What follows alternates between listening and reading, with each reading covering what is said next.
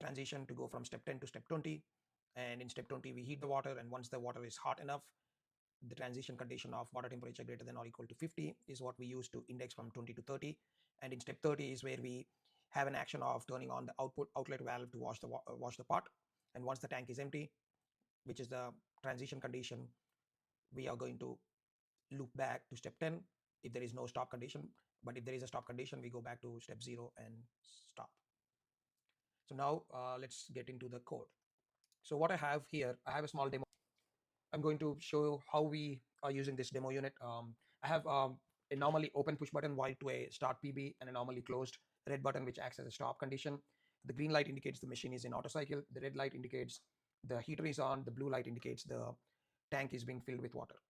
So coming into the logic, I have a simple start-stop logic here, a start push button with a seal-in condition of auto cycle start, and a stop push button which is normally closed in an auto mode. Okay, and the auto mode is, I think I used the switch one for auto manual. So now the machine is in auto, and once we hit the start condition is when we could see the auto cycle start sealed in.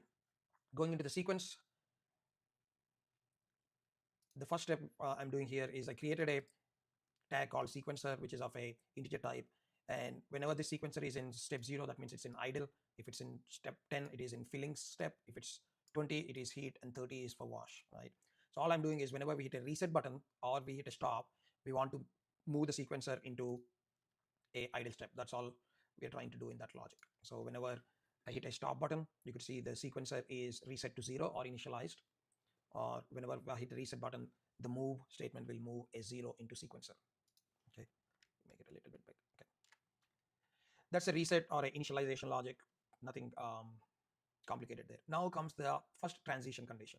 We were in step 0, and our transition condition to go into step 10 is we being in auto cycle start, or the machine being in auto cycle start. So I will hit a auto cycle start button. You could see the sequencer moved into step 10.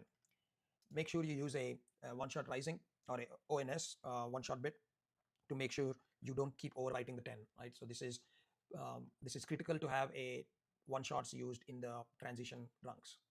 Okay, so now we are in step 10. All I'm doing now, the action step for step 10 is we're saying we are in auto, and whenever the sequencer is in step 10, we want to turn on a inlet valve on. The inlet valve on is this valve, which when open, we have water filling the tank, right? So to simulate a tank full condition, I just used a timer. I used a T-on instruction, called it inlet valve on time for 10 seconds. Once the timer is done, we'll get a tank full signal, and I'm also turning a blue light on, indicating that we are filling. I will show you that once it falls into this step. We are in step 30 right now, which is so now we are in step 10. The timer started. You can see the tank is filling. That's why this blue light is on. Okay. Now, since the blue light is on, the tank full signal came on. Tank full signal came on. Now we're looking at the next transition condition, moving from step 10 to 20. Once the transition condition from 10 to 20 is tank is full, or the upper limit switch, sorry, level switch being high, right? That's all I'm showing here. Once we are still in auto cycle start, if when the sequencer is in step 10 and we get a tank full signal, we use a one shot and move 20 into the sequencer. Now the sequencer is in step 20, which is heating, right? And that's when the action for step 20 is, hey, we are still in auto cycle start, we are in step 20, turn on the heater. The light is just for indication. And again, I'm simulating the temperature. To simulate the temperature, all I did is just use a timer of 100,000 and use a divide instruction, where we take the accumulator of this timer, divide it by 1000 to give a temperature. And then our transition condition from step 20 to step 30, our transition condition for step 20 to step 30 is temperature being 50 degrees. And that's all this rung is doing. Once we are in step 20, which is a heating step, to index into wash step, we need to wait for the water temperature to reach 50. Once the washer temperature is at 50, the sequencer is in step 30. Again, the actions in step 30, we said the actions in step 30 is just open the outlet valve to wash the pot. So that's all we are doing here. Once we are in step 30, we open the outlet valve on, and I'm again simulating a 10-second timer to come up with a tank empty signal. And once the tank is empty, we're going to say cycle complete. Right? We're going to use the one shot. Once the tank is empty, we were in step 30, the cycle is complete. And once the cycle is complete, we have a condition here to index it back into step 10. Okay. So that's how we are looping the sequence from step 10, 20, and 30, just to see an indicator, just to show it from a visual standpoint. Let's trend this one.